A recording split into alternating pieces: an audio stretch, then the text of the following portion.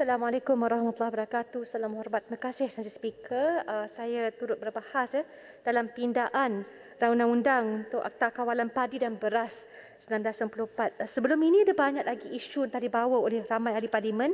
Saya nak bangkitkan dalam industri padi ini antara yang mendapat subsidi terbesar oleh kerajaan. Kalau lihat daripada tahun 2011 hinggalah sekarang antara 33 hingga 40% rangkuman bajet daripada MAFI.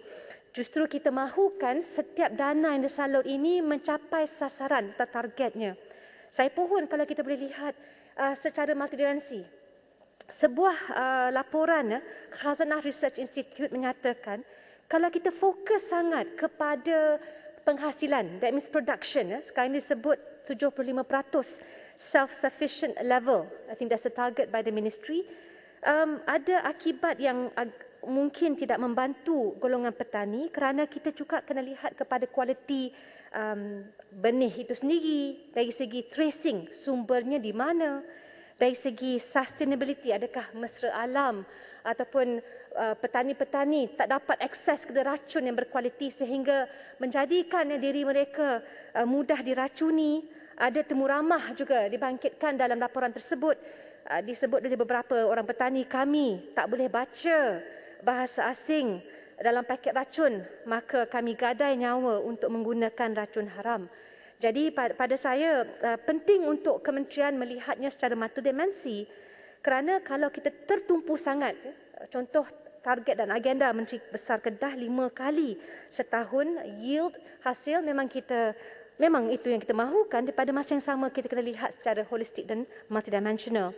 Saya rujuk kepada penglibatan. Ini bukan tanggungjawab MAFI semata-mata. Saya rasa Kabinet kena bercakap tentang jaminan security dan kedaulatan makanan di Malaysia ini untuk input dan R&D saja. Melibatkan MOSTI, Kementerian Air, Kementerian Perdagangan, Kementerian Pendidikan. Untuk stockpiling pula melibatkan bukan MAFI, tapi stok simpanan adalah di bawah MITI. Jadi mahu tidak mahu, seluruh supply chain itu sangat rumit dan kita perlukan integrasi yang mencukupi. Saya harap melalui pindaan ini, bukan semata-mata mengambil kira kuasa yang dipusatkan oleh kementerian, tapi ada masalah lain yang kita harus selesaikan. Contohnya di sini, bila kita lihat benih, yang berhormat Menteri juga pasti mendapat laporan, di dalam China Press 26 Jun dikhabarkan di Pulau Pinang padi kosong akibat penyakit hawar bulir bakteria dan mereka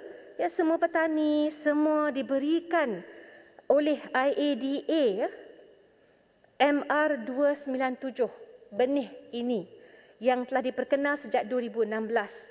Jadi bila kita nak beri compound kepada petani, kalau IADA atau agensi kerajaan sendiri yang berikan benih yang memang bukan saja tak mencapai sasaran tapi terdedah kepada bakteria yang akhirnya merugikan petani, who will regulate the regulators? Saya rasa ini sesuatu yang serius, maka perlu ada kebertanggungjawaban, at least timbal balas kita mengambil kira apa yang diperlukan oleh petani kerana kita sama-sama perlu menjaga security makanan. Kuala Kedah tadi bangkitkan a very crucial issue. Walaupun saya faham kita nak mereka mengikuti garis panduan dan sebagainya, tapi benih itu, that is a crucial point yang harus kita tangani. Yang terakhir, Tan Sri Speaker, dalam seminit terakhir ini, saya nak minta sangat-sangat kementerian memandangkan isu security makanan menjadi isu nasional, kita semua bangkitkan, kita semua bimbang. Perlu juga dipikirkan dengan serius pindaan kepada, saya dapat versi bahasa Inggeris saja, I also apologize here, Paddy Cultivators Control of Land and Security of Tenure, Akta 1967, Akta 528, kerana kawal selia kontrak bermasalah. Rata-rata kalau di Permatang Pauh, saya pasti di negeri-negeri lain, isunya selalu pemilik tanah dan penyewa, dia ada perjanjian kontrak mulut. Dia buat perjanji mulut je, dia tak ada secara bertulis hitam dan putih. Jadi kalau ditambah lagi dengan isu faraid, lagilah susah bila masa nak memastikan kontrak dihormati dan mereka yang menghasilkan tanaman tersebut dapatlah jaga, dapat pastikan anak ataupun keluarga masih lagi berminat dengan penanaman padi dan terus bergiat aktif. Jadi saya harap semua ini diambil kira oleh kementerian, termasuklah dah ada saranan. Saya faham MAFI juga melakukan libat urus, tapi Khazanah Research Institute banyak lagi kajian-kajian yang dihasilkan, lebih-lebih lagi mahu mendukung apa yang sedang dilakukan oleh MAFI.